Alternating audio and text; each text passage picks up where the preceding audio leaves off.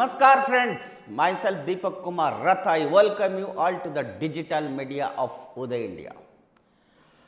Friends, recently all of you must have seen the talks of Congress turning into an offshoot of Muslim League of the Year.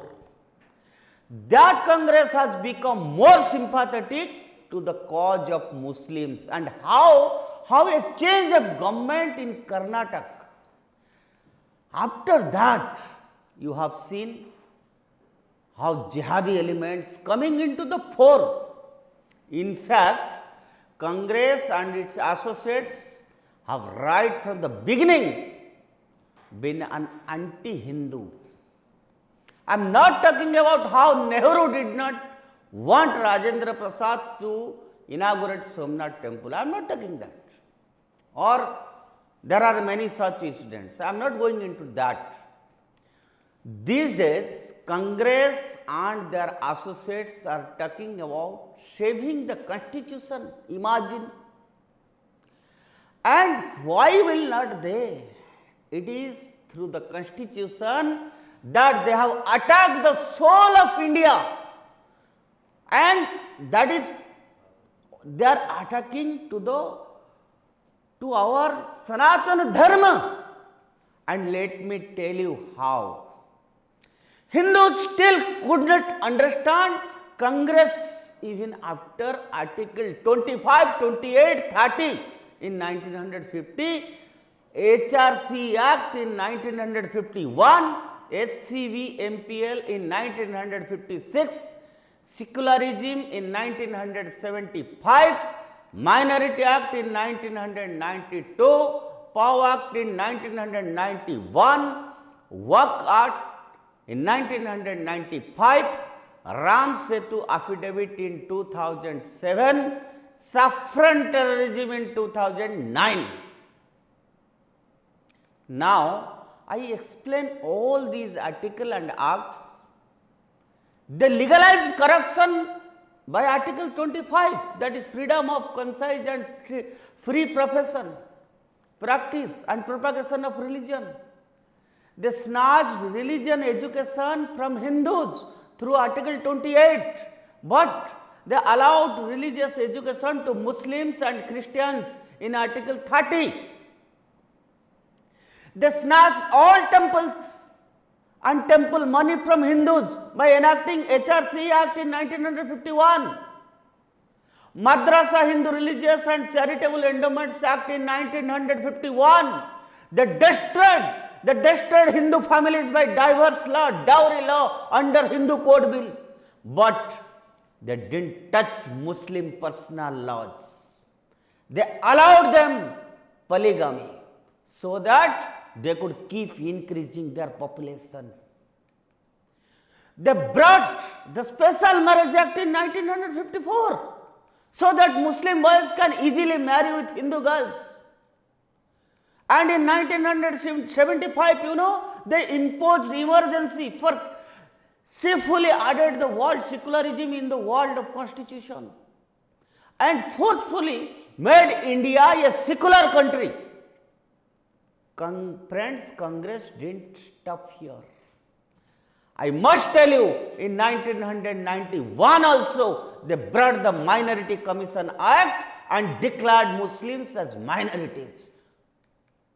Though in a secular country, there can't be majority minority. You all know this. They gave special rights like scholarships, government benefits to Muslims under Minority Act.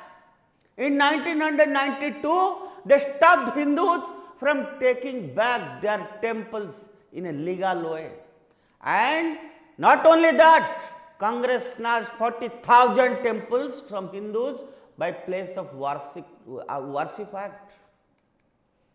Friends, Congress did not stop here. And in 1995, they gave the right to Muslims to claim any land, snatch any Hindu land by Oak Act, and made Muslims second biggest landowner of India. You all have seen this.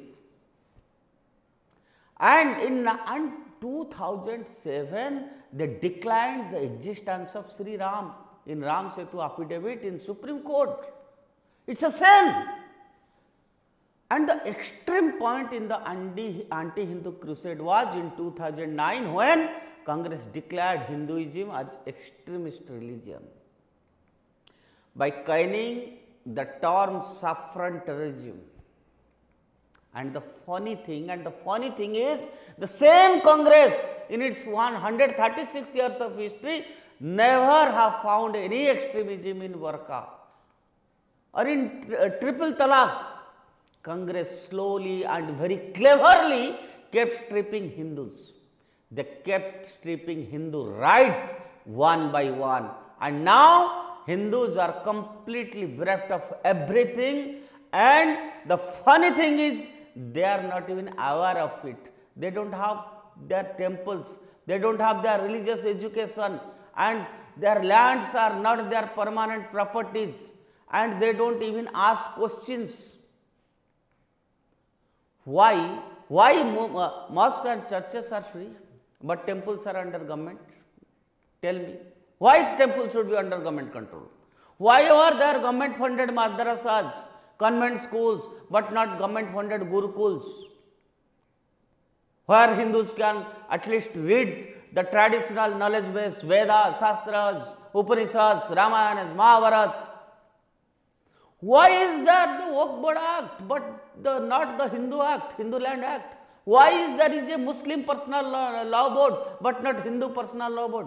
Why is there a majority minority? One failed to understand. If India is a secular country, it must be equal to both the communities. Why there is a disparity? Why are the Ramayana and the Mahabharata not taught in schools? Can anybody tell? Can anybody reply this after 75 years of independence? And you all know, Aurangzeb used the sword to destroy Hinduism, Hindu temples. There are hundreds of Hindu temples, they have destroyed it. The Hindu statues, they have, cut the hands, legs of our gods and goddesses. And Congress used the constitution. My dear friends, I must repeat it, Congress used the constitution, acts and bills to destroy Hindus and Hinduism, and where the sword fell, the constitution did it. And it was done intentionally. And then there is a gang of liberal secular media. If one tries to ask these questions, he or she declared communal, right wings, saffron andha bhakts. This is the situation in India. If any politician tries to correct these mistakes in India after 75 years, then they are called as if they are awakening the democracy. Remember, it just took 80 years for the fall of the mighty Roman religion. Every Hindu must read about the fall of Roman civilization. No external force could defeat them. They were defeated internally by their own ruler, Constantine. And by Christianity, Hindus chose Nehru and his family from 1950 and have paid a heavy price and have been at the receiving end for most of the years. Under Congress governments, this has happened. And today we have a dynamic Prime Minister, Narendra Modi, whose hands need to be strengthened until we conquer the world, not by sword but by Vasudhaiva Kutumbakam. The whole world is one family. The blame should not just rest on Congress. The regional parties, they aligned with Congress every now and then for political reasons, to vote bank politics, and they remained silent spectators. Dhritarashtra banne. They are also to be blamed. Why not? Why? My point is, I am today asking my viewers, my audiences, that why Hindus are always victims, why Hinduism is targeted, why Hindu temples are destroyed, why not others? This is a food for thought for all of us, because you know that election year has started and politicians will come to you, political parties will come to you. You have seen the drama in Patna, Bihar, how opposition parties are united, involved in crores of rupees for corruption. Even the courts are frustrated. Still, shamelessly these people are united, and their only aim is to give a bad name to Modi and give a bad name to our nation outside India. Friends, today I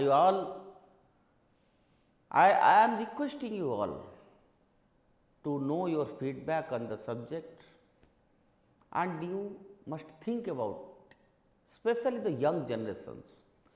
They must take a stand on this. They must read the history. They must know the real fact, what has happened. This is a serious issue. If the younger generation will not give a thought to it, then India may face serious consequences in coming years. Our offsprings will face the consequences. Our nation will face the consequences. So, it is time to give a thought to it. That is all for today. Stay tuned with Uday India. Bharat Mata ki Jai.